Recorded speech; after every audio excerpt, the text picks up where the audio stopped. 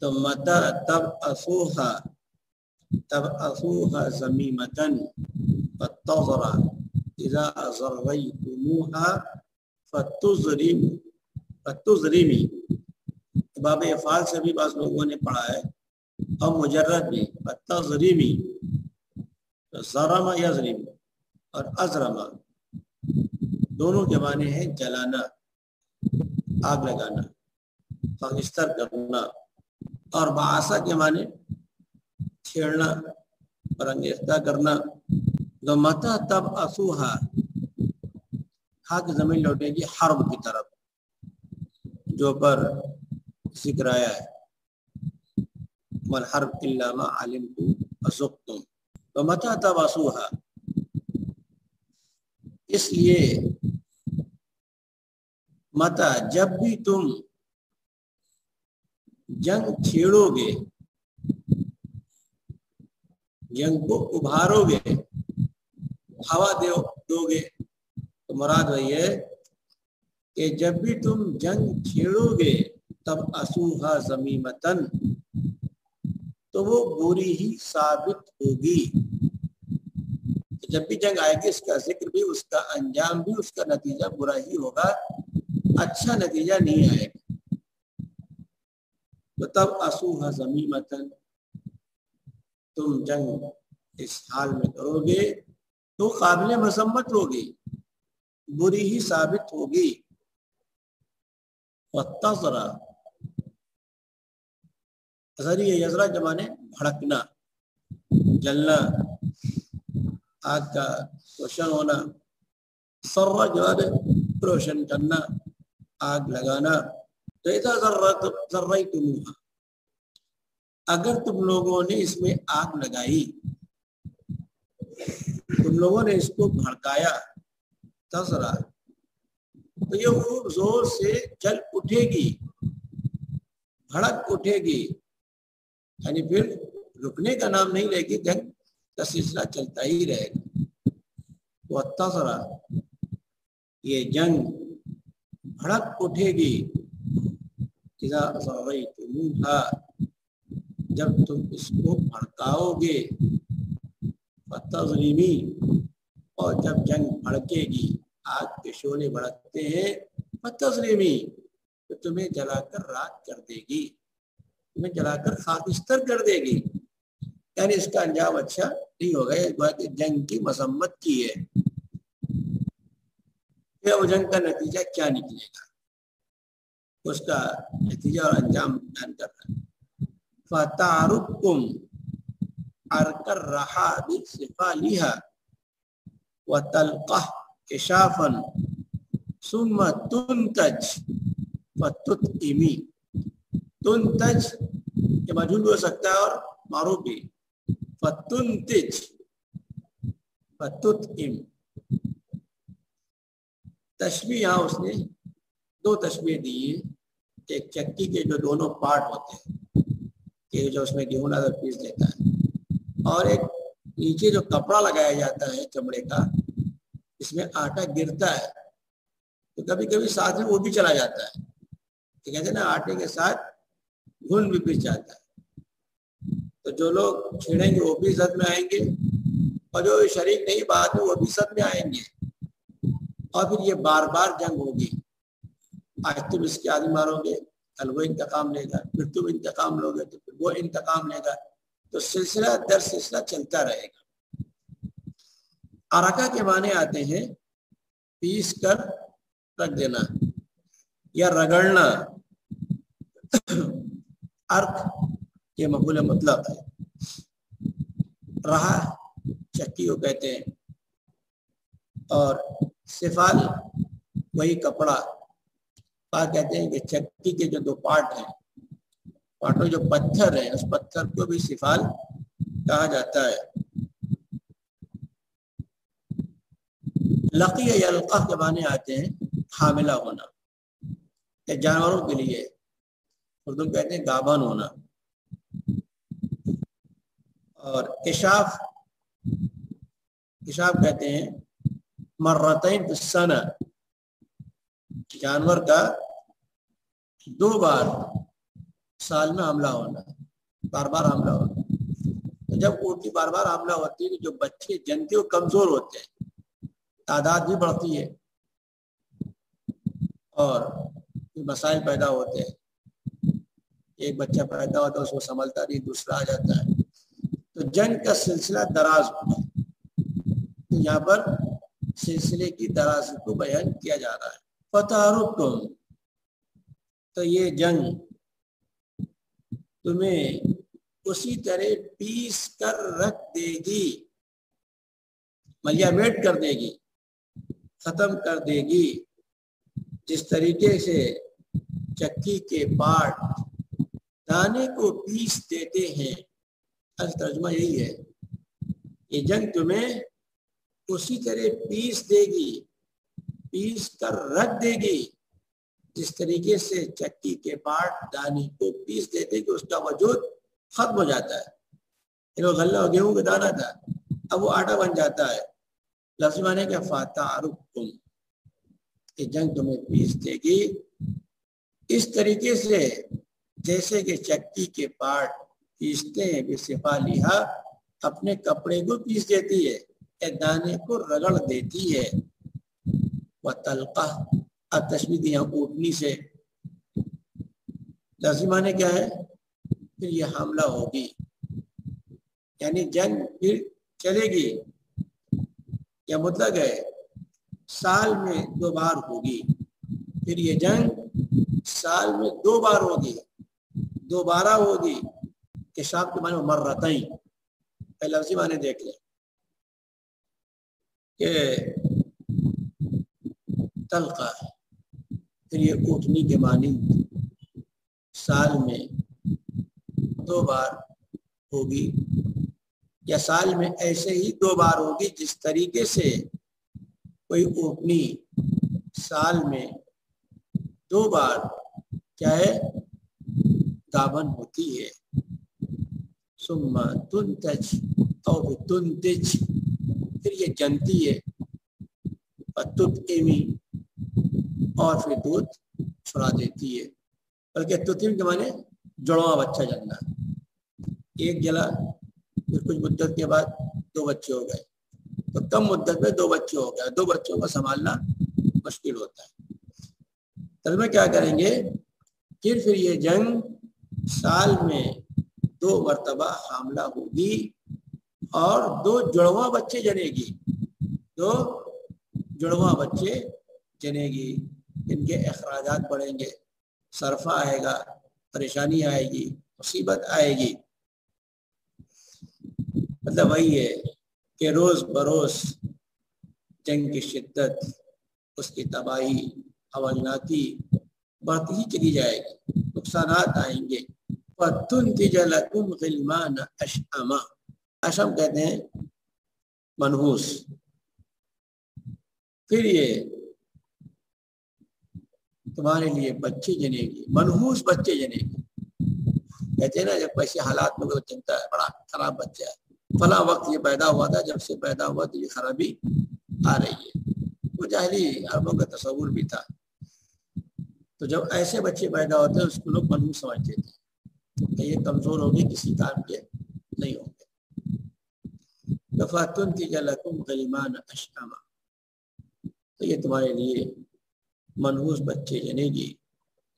آمر عادن، جس طریقے سے عاد کا آمر منحوس تھا، تو آمر عادن جس طریقے سے قوم عاد کا احمر یہ منحوس تھا. ثم تو پھر یہ دودھ پلائے گی، فتفتمو، اور پھر کسی کا دودھ چھوڑائے گی. یہاں پر جو آمر عاد کا لفظ ہے ہونا چاہیے آمر سمود. شاعری نے لکھا ہے، خود انباری نے بھی لکھا ہے، جو سب سے معتبر لغوی بھی ہے ناوی اور اس کے معتبر اشارے بھی ہیں،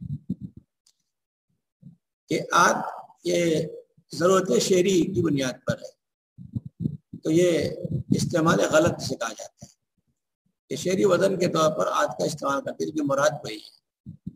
لیکن بعض لوگ کہتے ہیں عربی وغیرہ نے لکھا ہے کہ چاہے ہمارے عاد کہیں ہمارے سمود کہیں، مراد اس سے وہی متعین شخص ہے۔ لیکن قدار جو یہ بڑا منحوس تھا، جس نے کیا ہے قوم سمود جو اونٹنی علامت کے طور پر دی گئی تھی، اس نے اس کو مار دیا تھا، اور جب اونٹنی کو مار دیا گیا تو اللہ تعالیٰ کی طرف سے قوم پر عذاب آیا۔ تو وہ کہ جب جنگ چھڑے گی تو یہ بڑی منحوس ہوگی اور اس کے بعد صرف تباہی آئے گی۔ تو فَتُنْتِجْ لَكُمْ، تو پھر یہ تمہارے لیے ایسے بچے، یعنی کہ اشأم کلہم کہ سب کے سب منحوس ہوں گے، جس طریقے سے قوم عاد کا احمر تھا، مراد وہی قدار بن صالف۔ تو صحیح، پھر یہ اونٹنی نے بچہ جنتی دودھ پلاتی ہے، جب دوسرا ہو جاتا ہے وَتَفْتِمِ، اور پھر دودھ چھڑا دیتی ہے، پھر نیا بچہ آتا ہے اس کو پلاتی ہے۔ یعنی ایک مصیبت ختم نہیں ہوگی کہ دوسری مصیبت کا سلسلہ شروع ہو جائے گا، سلسلہ رکنے والا نہیں ہے۔ فَتُغْلِلْ لَكُمْ مَا لَا تُغِلُّ لِأَهْلِهَا قَرًا بِالْعِرَاقِ مِنْ تَفِيزٍ وَدِرْهَمٍ۔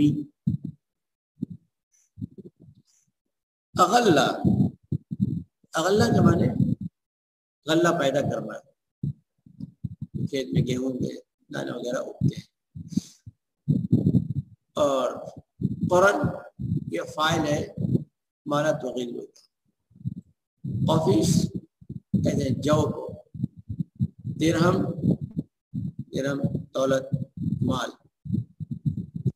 یہ کہنا یہ چاہتا ہے کہ جس طریقے سے عراق کے گاؤں میں جو علاقہ تھا وہاں جہاں جو اور گیہوں غلہ پیدا ہوتا ہے، تو اس پیداوار سے لوگوں کو خوشی ہوتی تھی، خوشحالی ملتی تھی، مسرت۔ تو یہاں بھی تمہاری غلہ آئے گا، یعنی دیت میں، خون بہا میں یہ مال ملے گا، اناج ملے گا، اونٹنیاں ملیں گی، تو یہ چیزیں تو حاصل ہوگی۔ لیکن عراق کے گاؤں میں یا عراق کے علاقے میں جو غلہ پیدا ہوتا تھا، اس سے تو لوگوں کو فائدہ پہنچتا تھا، لیکن اس سے تم کو جو مال حاصل ہوگا یہ تمہارے لیے مسرت کی بات نہیں ہوگی، بلکہ ذلت اور رسوائی کی بات ہوگی۔ تو فَتُغْلِلْ لَكُمْ، یہ تمہارے لیے بہت زیادہ جو اور درہم و دینار پیدا کرے گی، ما لا تغل، جتنا کہ عراق کے گاؤں اپنے باشندوں کے لیے پیدا نہیں کرتے۔ حالانکہ وہ بھی مشہور تھے کثرت پیداوار میں، لیکن اس سے زیادہ مال تم کو حاصل ہوگا دیت کے طور پر، لیکن اس سے کوئی فائدہ نہیں ہوگا۔ تو مفہوم یہ بھی ہے کہ تم پر تاوان عائد ہوتا چلا جائے گا اور تم اس کے متحمل نہیں ہوگے، اس کو ادا نہیں کر سکتے۔ تو فَتُغْلِلْ لَكُمْ مَا لَا تُغِلُّ، تغلیل کا فاعل وہی حرب ہے، تو یہ جنگ تمہارے لیے پیدا کرے گی۔ آگے من تفیض و درہم، کتنے جو اور درہم، جتنا کہ عراق کے گاؤں اپنے مکینوں اور باشندوں کے لیے پیدا نہیں کرتے۔ اب یہاں پر اس نے جنگ کی حقیقت، اس کے نقصانات بیان کیے، اور بیان کرنے کا مقصود یہ تھا تاکہ لوگ واقف ہو جائیں، اور جو طویل جنگ کا سلسلہ چلا آ رہا ہے وہ سلسلہ کیا ہے، تھم جائے۔ اب ان کی خصوصیت اور بھی، جیسے میں نے کل بتایا تھا کہ ان کے اس قصیدے میں آخر کا جو حصہ ہے اس میں حکمت و دانائی اور انسانی تجربات کا ذکر ہے، اور ایسی باتیں ہیں جو واقعی زندگی میں پیش آتی ہیں۔ اگر انسان ایسا نہ کرے تو نقصان بھی پہنچتا ہے۔ اسی کہہ رہے ہیں وَيَتَحَدَّثْ عَنْ حَقَائِقِ الْحَيَاةِ وَمَا تَقْتَضِيهِ الْحِكْمَةُ فِيهَا۔ اس کے بعد شاعر زندگی کی حقیقتوں اور زندگی کے اندر حکمت کا کیا تقاضا ہوتا ہے، تجربات کیا کہتے ہیں کہ انسان کا سلوک کیا ہو، اس کے اخلاق کیا ہو، کیا اختیار رویہ کرنا چاہیے، اس کو بیان کرتا ہے۔ پہلے تو خود اپنے ذاتی تجربہ بیان کیا ہے، اس لیے خود یہ 100 سال کے پار ہو گیا تھا، اور جب بوڑھا ہو گیا تھا تو جو پریشانیاں آئیں، جو مصیبتیں ان کو محسوس کیا اس نے کہ سئمت تکالیف الحیات فمن یعش 80 حولا ابلغ یسأمی۔ سئم یسم اکتانا، تکالیف جمع ہے، تکلیفیں، پریشانیاں، مشقتیں۔ لأبلغ قسم مانے اقسم بحیات ابی، تمہارے ابا کی جان کی قسم، یسأمی سئمت تکالیف الحیات، اب میں زندگی کی الفتوں، صعوبتوں اور تکلیفوں سے تنگ آ گیا، پریشان ہو چکا ہوں۔ جیسے بڑھاپے میں آ کر جوانی نہیں رہتی، قوت نہیں رہتی، توانائی نہیں رہتی، لوگ بات بھی نہیں مانتے۔ ایک تو اس نے اپنا تجربہ کہا کہ واقعی یہ میں نے تجربہ کیا ہے، پھر کہہ رہا ہے اگر نہیں مانتے تو دیکھو جن کی عمر اتنی ہو گئی 80 کے پار ہو گئے، ان سے آپ پوچھ لیجیے۔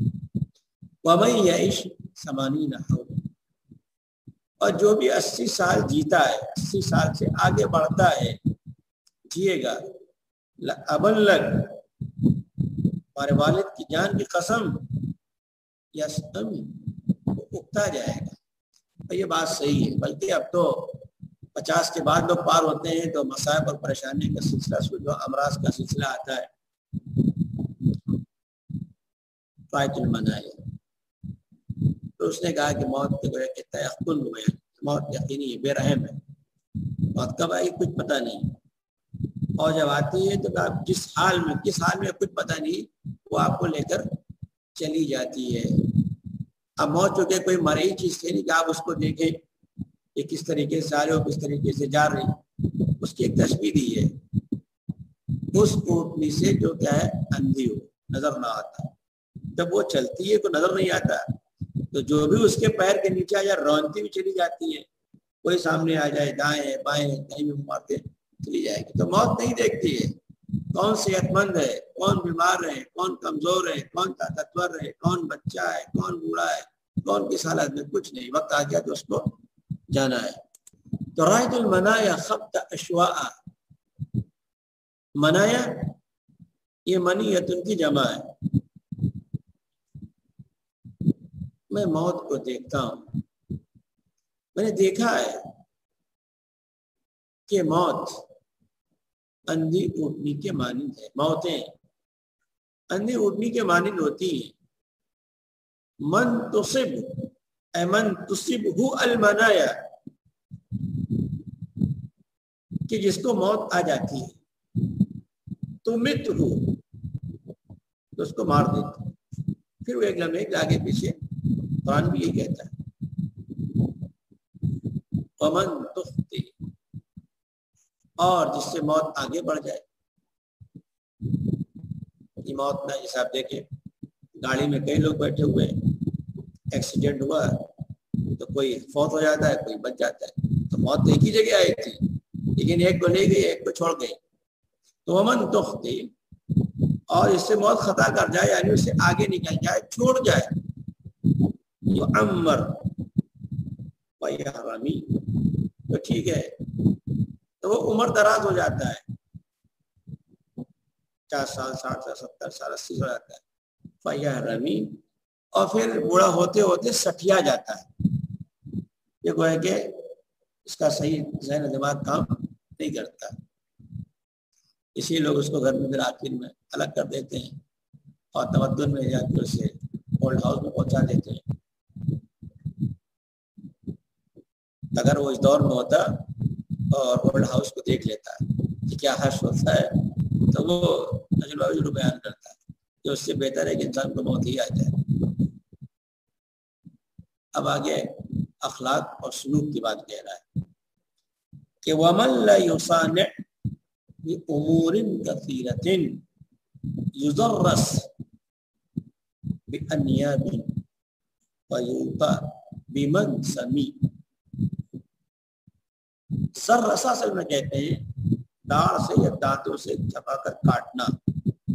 اب یہ داڑھ جب کوئی مضبوط چیز پکڑتے ہیں داڑھ میں داغتے ہیں، کھینچ کر اس کو باہر کرتے ہیں۔ یہ کنایا ہے شدت، اذیت، جو ہوتا ہے ان کو رون ڈالنا، پتلے بنے روندنا۔ منصب کہتے ہیں ریتی یا دراتی، ہسوائی سے کاٹتے ہیں۔ کنایا ہے ذلت و رسوائی۔ سانحہ کے معنی آتے ہیں سلوک و تعامل میں مروت سے کام لینا، ہمدردی و محبت سے، خاطر سے، نرمی برتنا، اچھا سلوک کرنا۔ وَمَن لَا يُصَانِعْ بِأُمُورٍ كَثِيرَةٍ، جو لوگ بہت سے معاملات میں نرمی نہیں برتتے، اچھے اخلاق سے کام نہیں لیتے، ہر وقت وہی لڑتے جھگڑتے رہتے ہیں، سختی سے کام لیتے ہیں، سخت کلامی کرتے ہیں، زبان تیز چلاتے ہیں۔ وَمَن لَا يُصَانِعْ جو بہت سے معاملات میں نرمی سے کام نہیں لیتا، اچھا برتاؤ نہیں کرتا، سلوک میں نرمی نہیں برتتا، تو اسے ایک نہ ایک دن دانتوں سے چبا ڈالا جاتا ہے۔ کنایا ہے کہ لوگ اس کے پیچھے پڑ جاتے ہیں، چھوڑتے نہیں ہیں، تو طرفہ حملہ ہوتا ہے۔ وجود بن سمی، اور اسے ہسوے سے کاٹا جاتا ہے، یعنی اسے ذلیل اور رسوا کر دیا جاتا ہے۔ اب دیکھیں واقعی جو لوگ صحیح معاملہ نہیں کرتے ہیں، دوسروں کا سختی کرتے ہیں، ظلم کرتے ہیں، سختی کرتے ہیں، وہ ایک نہ ایک دن ایسا آتا ہے کہ وہ پیس دیے جاتے ہیں، اور پھر وہ ذلت و رسوائی کا نشانہ بنتے ہی ہیں۔ پیغام دینا چاہتا ہے کہ ہر جگہ تمرد، سختی بہتر نہیں ہے، معاملات میں دیکھنا چاہیے ہمیں کہاں پر کون سا موقف اور رویہ اختیار کرنا ہے۔ وَيَقُولُ، مزید حکمت و دانائی کی باتیں بیان کرتا ہے کہ وَمَن يَجْعَلِ الْمَعْرُوفَ مِن دُونِ عِرْضِهِ يَفِرُّ وَمَن لَا يَتَّقِ الشَّتْمَ يُشْتَمِ۔ معروف کے معنی نیکی، بھلائی، جعلہ کے معنی کرنا، انجام دینا، عرض عزت و آبرو، کہ جو اپنی عزت و آبرو کے لیے نیکی و بھلائی کرتا ہے، یعنی بچتا ہے کوئی ایسا کام نہ کرے برا کہ اس کی عزت پر داغ لگے، اچھے کام کرتا ہے تاکہ لوگ سمجھے کہ با عزت ہے، قابل احترام ہے، شریف آدمی ہے۔ تو جو اپنی عزت کے خاطر اچھے کام کرتا ہے، نیکی کرتا ہے، بھلائی کرتا ہے، یا پھر وفارہ کے معنی حافظہ، صانع، سلمہ، بچا لینا، حفاظت کرنا، تو پھر وہ اپنی عزت و آبرو کو بچا لیتا ہے۔ یہ لوگ اس کو برا بلا نہیں کہیں گے، الزام نہیں لگائیں گے، وقار نہیں لگائیں گے۔ فَمَن لَا يَتَّقِ الشَّتْمَ، اور جو سب وہ شتم سے نہیں بچتا ہے، گالی گلوچ سے نہیں بچتا ہے، اس کو گالی دے رہا ہے، اس کو گالی دے رہا ہے، استعمال کر رہا ہے، یشتمی، تو اس کو بھی گالی دی جاتی ہے۔ ظاہر بات ہے آپ دوسرے کو گالی دیں گے تو آپ جواب میں دعا نہیں دے گا، وہ آپ کو بھی وہ گالی ہی دے گا، برا بھلا کہے گا۔ اگر آپ بچنا چاہتے ہیں تو آپ اپنی زبان کی حفاظت کریں۔ تو اچھا کلام ہے، زبان و بیان کے اعتبار سے بھی، روح اور معنویت کے اعتبار سے بھی۔ کہ وَمَنْ حَابَ أَسْبَابَ الْمَنَايَا يَنَلْ لَهُ وَإِنْ يَرْقَ أَسْبَابَ السَّمَاءِ بِسُلَّمِ۔ حابہ کے معنی خافہ، ڈرنا، اسباب معنی منایا جمع منی ہے، نالک مانے پہنچنا حاصل کر لینا، رقیہ یرقہ مانے چڑھنا، سلنگ مانے سیڑھی، سینہ جمع سلالم۔ تو ومن خاب اسباب المنایا، جو موتوں کے اسباب سے ڈرتا ہے، یہ سوچ رہا ہے کہ ہم گاڑی سے وہاں نہیں جائیں گے کہ ایکسیڈنٹ نہ ہو جائے، اور ان کے گھر نہیں جائیں گے وہاں کچھ ہو سکتا ہے، کوئی سفر کرنا تھا کہ وہاں کیا کرنی، ہم سفر نہیں کریں گے، فلاں جگہ نہیں جائیں گے، چھت پہ نہیں چڑھیں گے کہیں گر نہ جائیں، یہ ڈرتا ہے کیا؟ تو من خاب اسباب المنایا، جو موت کے اسباب سے ڈرتا ہے کہ ایسا نہ کرے کہیں کچھ ہونا جائے، ینل لہو، تو موت آ ہی جاتی ہے۔ اچھا دیکھیے ہوتا بسا اوقات انسان جس سے احتیاط کرتا ہے وہ چیز ہوتی ہے۔ خود میرا ایک اپنا میرے ساتھ یہ واقعہ پیش آیا کہ بچپن میں ہم اپنے پھوپھی زاد بھائیوں کے ساتھ کھیل رہے کرتے، ٹیوب ویل پہ تھے اور پانی چل رہا تھا، تو سب کھیلے پانی بار بار لا رہے تھے۔ آپ دیکھا ہوگا کہ جہاں بجلی کے ٹیبل ہوتا ہے ایک ارتھنگ کا تار لگایا جاتا ہے، تو اس میں کبھی کرنٹ آتا ہے کبھی نہیں آتا ہے، تو آتا جاتا رہتا ہے۔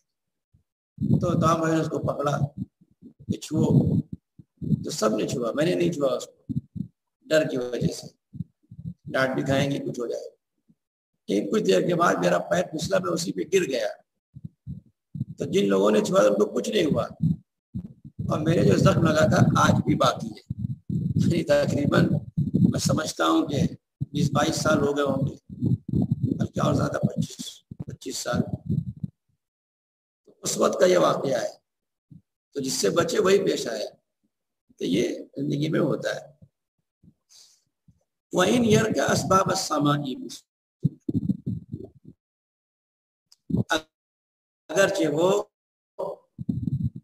آسمان سیڑھی لگا کر آسمان کے اسباب پر، یعنی آسمان پر ہی کیوں نہ چلا جائے، قرآن بھی کہتا ہے وَإِن كُنتُمْ فِي بُرُوجٍ مُشَيَّدَةٍ، تم حدود محلات کے اندر ہی کیوں نہ چلے جاؤ، موت تمہیں وہاں آ پہنچے گی۔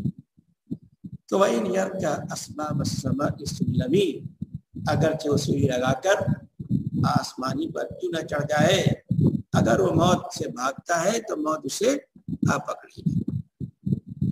وَمَن يَجْعَلِ الْمَعْرُوفَ بِغَيْرِ أَهْلِهِ يَكُنْ حَمْدُهُ ذَمًّا عَلَيْهِ وَيَنْدَمِ۔ تو بڑی اچھی بات کہہ رہا ہے کہ نیکی و بھلائی کہاں کرنا چاہیے، ہر کام ہر وقت کرنے کا نہیں ہوتا، ہر چیز ہر ایک کرنے کی نہیں ہوتی، اس کے لیے موقع محل دیکھنا پڑتا ہے کہ کہاں پر کیا بات کہنا چاہیے، کیا کام کرنا چاہیے۔ تو جو کوئی نیکی یا بھلائی اس کے غیر اہل کے ساتھ کرتا ہے، یعنی کوئی رزیدہ کمینہ آدمی ہے، بد اخلاق ہے، آپ کو اچھا اخلاق برتے کبھی نہیں مانے گا، وہ آپ کو برائی کہے گا، گالیاں ہی دے گا۔ یکن حمدہ ذمًا علیہ، تو اس کی تعریف اس کے لیے مذمت بن جاتی ہے، حوالے جان بن جائے، وہ اندمی اور پھر افسوس کرتا ہے کاش میں نے اس کے ساتھ ایسا وہاں یہ کام نہ کیا ہوتا، اس کو پیسہ نہ دیا ہوتے ہیں۔ آپ بہتوں کی مدد کر دے تو آپ کے سر پہ چڑھتا ہے، آپ پیسہ دے دے آپ اخلاقی استعمال کرتا ہے۔ تو دیکھنا چاہیے کہ کون مستحق ہے کون مستحق نہیں ہے، ہم کس کے ساتھ کہاں بہتر معاملہ کریں۔ تو وَمَن يَجْعَلِ الْمَعْرُوفَ بِغَيْرِ أَهْلِهِ، جو بھلائی اور نیکی نہ اہل کے ساتھ کرتا ہے، غیر مستحق کے ساتھ کرتا ہے، حمدہ، تو اس کی تعریف ذمًا علیہ، اس کے لیے مذمت اور وبال بن جاتا ہے، وَيَنْدَمِ، اور اسے ندامت اور افسوس بھی ہوتا ہے۔ تو پہلے سوچ لینا چاہیے۔ ایک اور اچھی بات کہہ رہا ہے تجربے کی، یہ بہت ہوتا ہے انسان جہاں رہتا ہے مستقل، حالات سازگار نہیں ہوتے، ترقی نہیں کر پاتا، دشمن ہے یا حالات صحیح نہیں ہے، تو وہ چھوڑ کر کہیں اور چلا جاتا ہے، تو پھر وہ ترقی بھی کرتا ہے، یا ہر وقت گھر ہی میں رہتا ہے لوگوں کے سامنے، تو لوگ اس کی صلاحیتوں کی قدر نہیں کرتے، اس کو مقام نہیں دیتے. جب کہیں باہر چلا جائے پھر کما کر واپس آتا ہے بہت دنوں کے بعد، تو لوگ بہت احترام کریں گے آپ کا، بلیں گے، ملنے کے لیے آئیں گے، اپنے گھر بلائیں گے، آپ کی دعوتیں ہوں گی. تو وَمَن يَقْتَرِبْ يَحْسِبْ عَدُوًّا صَدِيقَهُ، ایک طرف پردیسی بننا، جو سفر کرتے ہیں اپنے وطن کو چھوڑ کر دوسری جگہ وطن میں چلے جاتے ہیں، تو وہ دیکھیں گے کہ دشمن کو اپنا دوست ہوتا ہے. دو آدمی ایک ہی جگہ کے تھے، آپس میں بنتی نہیں تھی، اتفاق سے دونوں کہیں باہر چلے گئے. اب دونوں اجنبی، وہاں کوئی دوسرے کا پرسان حال نہیں ہے، تو پھر کیا کریں گے؟ وہاں تو عداوت ختم ہو جائے گی اور ایک دوسرے کے ہمدرد بن جاتے ہیں. اس لیے کہا جاتا ہے کسی سے اختلاف ہو تو آپ اس کے سامنے سے ہٹ جائیں، دور ہو جائے، کچھ دن دور رہیں گے تو پھر اس کا اثر ختم ہو جاتا ہے. وَمَن لَا يُكَرِّمْ نَفْسَهُ، اور جو خود اپنی عزت نہیں کرتا، اپنا اکرام نہیں کرتا، اچھے کام نہیں کرتا، لا یکرمی، تو اس کا اکرام نہیں کیا جاتا. یعنی آپ چاہتے ہیں کہ لوگ آپ کا اکرام کریں، احترام کریں، آپ بنائیے، آپ خود اپنے آپ کو بنا کر رکھیے، اخلاق کے اعتبار سے، سلوک کے اعتبار سے، معاملات کے اعتبار سے. اور آپ بھی اگر گھٹیا کام کریں گے، رذیلوں کے ساتھ رہیں گے، کمینوں کے ساتھ رہیں گے، غلط کام کریں گے، تو پھر لوگ آپ کا احترام نہیں کریں گے اور نہ آپ کی کوئی قدر کریں گے. وَمَهْمَا تَكُنْ عِنْدَ امْرِئٍ مِّنْ خَلِيقَةٍ، اور مشہور ہے، بار بار شعر آ چکا ہے، وَإِنْ خَالَهَا تَخْفَ عَلَى النَّاسِ تُعْلَمِ. خلیقہ کہتے ہیں عادت. دونوں مفہوم ہیں کہ اگر کسی کے اندر کوئی بری عادت ہے، بری بات ہے، تو وہ لاکھ چھپائے، ایک نیکی اس کا اظہار ہو ہی جاتا ہے، پتہ چلی جاتا ہے، تو رسوائی ہوتی ہے. تو برا کام یہ سمجھ کر نہ کرے کہ کوئی نہیں دیکھ رہا ہے، کوئی جانتا نہیں ہے، حالات ایسے ہوتے ہیں اس کا پتہ چلیے، پھر آپ کی رسوائی ہوگی. اچھا یہ بڑے متقی بزرگ تھے، ان کو دیکھو یہ تو ایسا کر رہے تھے، یہ رسوائی ہوتی ہے.